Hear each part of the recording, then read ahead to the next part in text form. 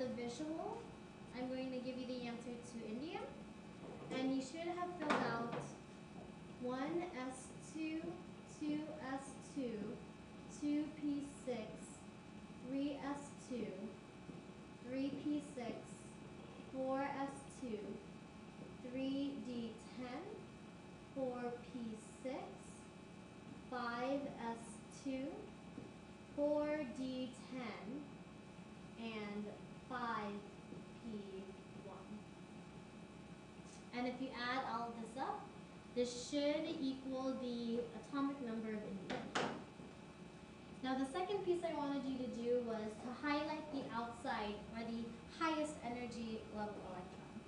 So for boron, my highest energy is 2, so I will highlight this section right here. Okay.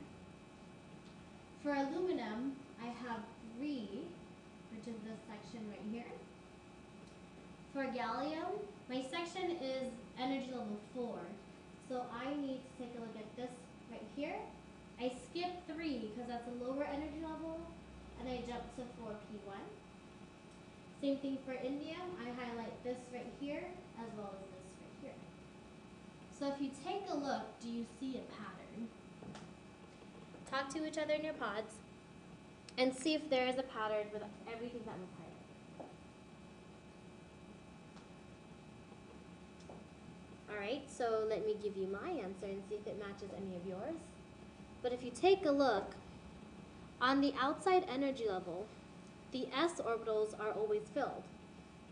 2s2, 3s2, 4s2, 5s2. Do you see that?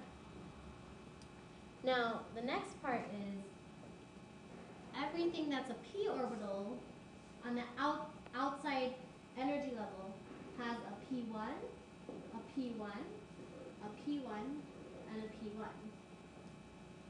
So if I add up how many electrons are in each of these elements' highest energy level, I get 3. 2 plus 1 is 3. 2 plus 1 is 3. 2 plus 1 is 3. 2 plus 1 is 3. Well, what group number were all these elements in? Ding, ding, ding. We are all in group 3. So, if I have an element that is a representative element, let me stress, a representative element in a column that has the letter A in it, the valence number of electrons, which is the electrons in the highest energy level, will always be the same as the group number. So let's do this quickly.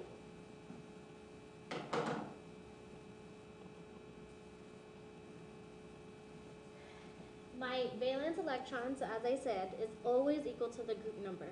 So without drawing electron configurations or writing out the shorthand, let's just find out how many electrons are in each of these.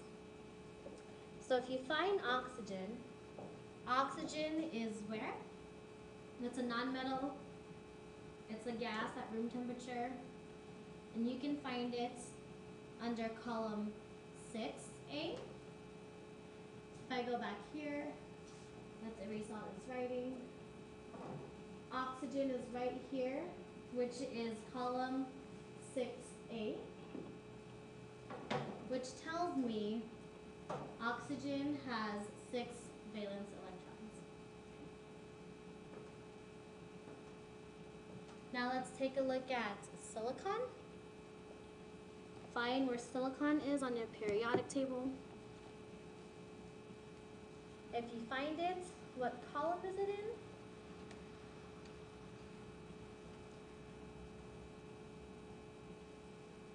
Good. Silicon is in column 4. So silicon has 4 electrons in its highest energy level. Barium. Barium is in column 2, which means it has 2 electrons outside energy level. And xenon, where is xenon? Good, it's a noble gas, which means it has 8 electrons in its valence shell. Good. If you have any questions, please ask your partner. Maybe they may know. Someone at your pod. And if not, you can always email or Edmodo me this week. So let's go into this idea of ions. Okay. So from the last section, what does it mean when we create an ion? Let's take sodium for example. Okay. Sodium has an atomic number of 11. So I know sodium has 11 electrons. And just from before, 2 electrons inside the first energy level. I can fit up to 8 electrons in the second energy level.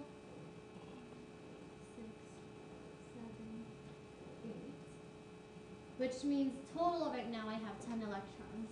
So that last electron will be in its third energy level all by itself.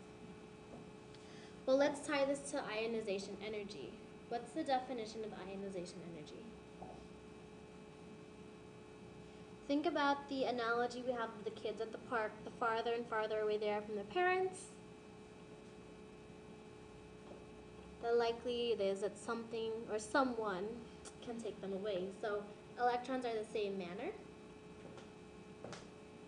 This poor electron who's traveling by itself in its outside energy level is susceptible to being taken away by another element. So let's say I have someone take it away, right? I no longer have or need this outside energy level. So let me highlight that. This level right here is no longer important to this section. So now what I've done is I now have 10 electrons, right? Well, how many protons are right in here? If sodium's atomic number is 11, then I know I still have to have 11 protons. Remember, we can't get rid of our protons. So if we take a look at this, if I try to see my charges, 11 positives and 10 negatives will cross out these 10, but that will leave me with 1 proton, which means our new element will no longer be just sodium, but Na+, because I have a plus charge to this element. So these are how these ions are created. So one thing we're going to do is draw these dot structures. Okay. These are also called Lewis dot structures. I tend to call them dot structures or electron dot structures. But this is a diagram of the valence electrons. So if you're a visual person, this actually helps a lot, especially when we get into bonding.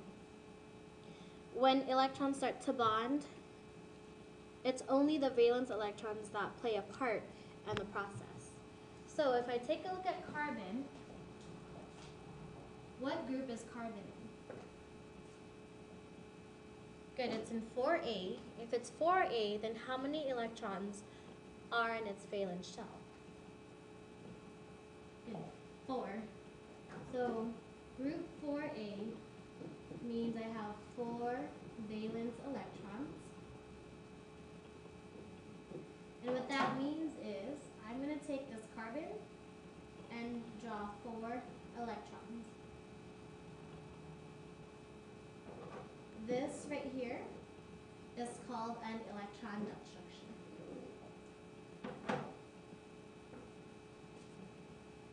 So what you guys are going to do is you will be drawing electron dot structures for all 4 of these elements.